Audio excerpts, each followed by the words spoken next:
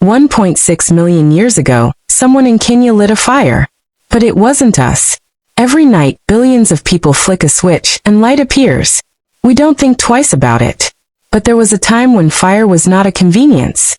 It was a mystery. A force stolen from lightning, from wildfires, from pure chance. And somewhere in that story is a moment nobody witnessed, and no one recorded. A moment when a creature that was not yet human first learned to make fire on purpose. We don't know exactly when it happened. We don't even know for certain who did it. But the evidence left behind in ash, in bone, in the shape of our own bodies, tells a story stranger than most people realize. In the early 1980s, archaeologists digging at a site called Koobi Fora, in Kenya, noticed something strange in the soil.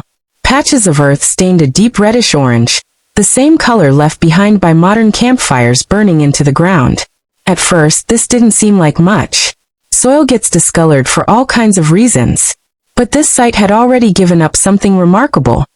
The jawbone of an ancient hominin, along with stone tools, dated to roughly 1.6 million years old. So the question became impossible to ignore. Were these red patches evidence of fire? And if so, could a creature that lived 1.5 million years before modern humans even existed have actually made that fire on purpose? Or did they simply find it? A lightning strike, a smoldering branch from a wildfire, carried back and kept alive as long as possible, like a fragile secret. Most researchers now believe this is exactly how our relationship with fire began. Not with invention, but with opportunity. Our ancestors didn't create fire out of nothing. They found it burning in the world around them, and for a long time, all they did was borrow it. But borrowing fire and making fire are two very different skills. And the gap between them would take hundreds of thousands of years to close. Here's the problem with studying fire. It disappears. Stone tools survive for millions of years. Bones fossilize. But fire is temporary. Ashes scatter in the wind. Rain washes them into the earth. A hearth that burned bright for 100 years can vanish completely, leaving nothing behind for a future archaeologist to find. This means the story of fire isn't really about the first spark. It's about the first spark that happened often enough, and left enough evidence, for us to still see it today. And that distinction matters, because occasional, opportunistic fire use, grabbing a burning branch during a wildfire, wouldn't have changed evolution. What changed evolution was fire that showed up again and again, at the same locations, used deliberately, over generations. That kind of fire use doesn't leave a single trace. It leaves a pattern.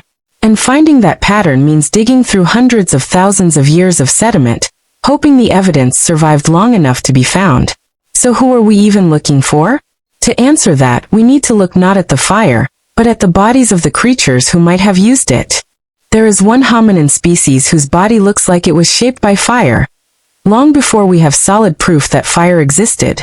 That species is Homo erectus, the first member of our genus, appearing around 1.89 million years ago.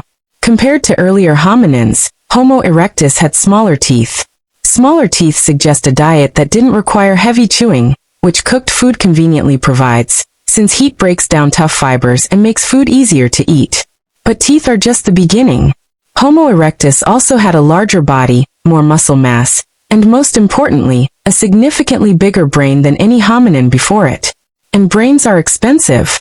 The human brain today burns through roughly 20% of our daily energy, despite making up only about 2% of our body weight.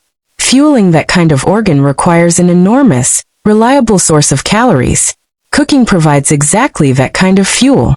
When you cook food, heat breaks large, complex molecules into smaller, simpler ones, essentially starting digestion before food ever reaches your stomach. Your body spends less energy breaking it down, which means more of those calories are freely available for other things, like building a bigger brain. Cooking also does something else, something easy to overlook. It kills pathogens and breaks down natural toxins in plants. That means less of your body's energy has to go toward fighting off sickness, again freeing up calories for other biological investments. So if any hominin looked like it was built on the calorie surplus that cooking provides, it was Homo erectus. There's a second clue too. Homo erectus was the first hominin known to leave Africa entirely, migrating as far as the Republic of Georgia, and eventually into Southeast Asia. That kind of journey means adapting to new climates, including colder ones. And fire, beyond cooking, does something just as essential.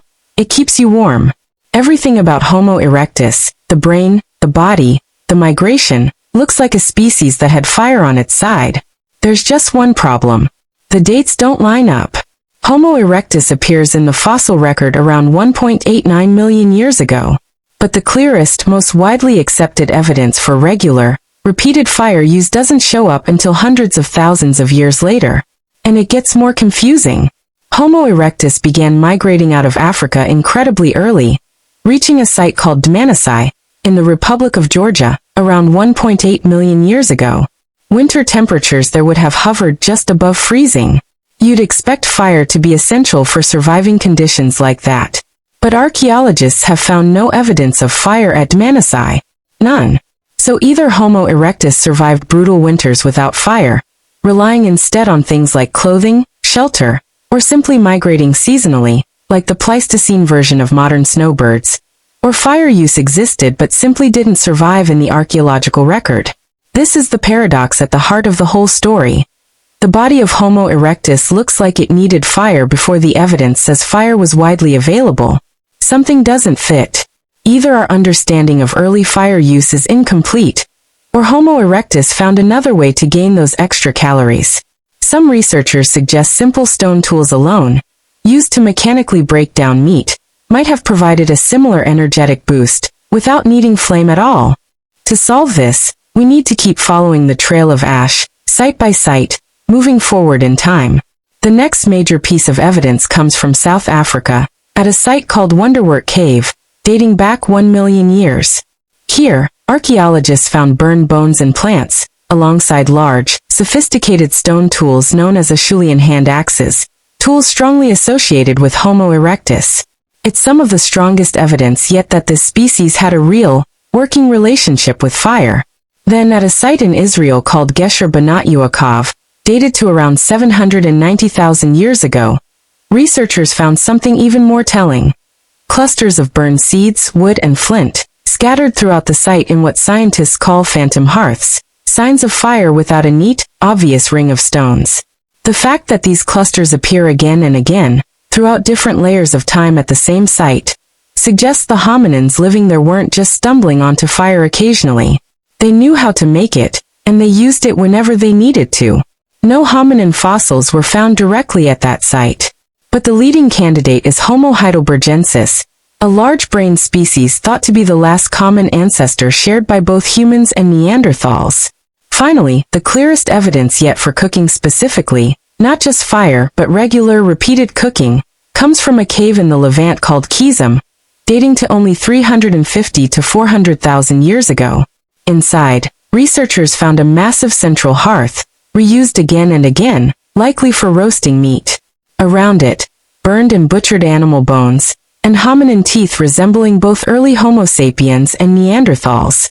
In evolutionary terms, that's incredibly recent. Homo erectus had already existed for over 1 million years by that point. So somewhere between the ghostly red soil of Koobi Fora and the well-used hearth at Qesem, our ancestors crossed a threshold, from opportunistic fire users into deliberate fire makers. If fire really did help hominins survive harsh climates, we should be able to trace its spread by following the cold places our ancestors dared to live. And the evidence does show up eventually. Around 400,000 years ago, in Europe, 2 sites offer some of the clearest proof yet. At Beech's Pit in England, archaeologists found burned sediment surrounding heated stone tools and scorched bone, the telltale remains of hearths. At Schöningen in Germany, researchers uncovered heated flints and charred wood. Both sites have been linked to Homo heidelbergensis, the same species suspected at Gesher Banat Yaakov. But here's what makes this even stranger. There are other hominin sites scattered across Europe from roughly the same era that show no evidence of fire at all, despite winters that would have been dangerously cold without it. Which means some groups of hominins were living through freezing winters without fire, using other survival strategies instead. Maybe thicker clothing. Maybe shelters dug into the earth. Maybe, as some researchers half-jokingly suggest, a lot of huddling together for warmth. Fire, it seems, wasn't a single invention that spread instantly and universally. It was patchy, uneven. Some groups had it.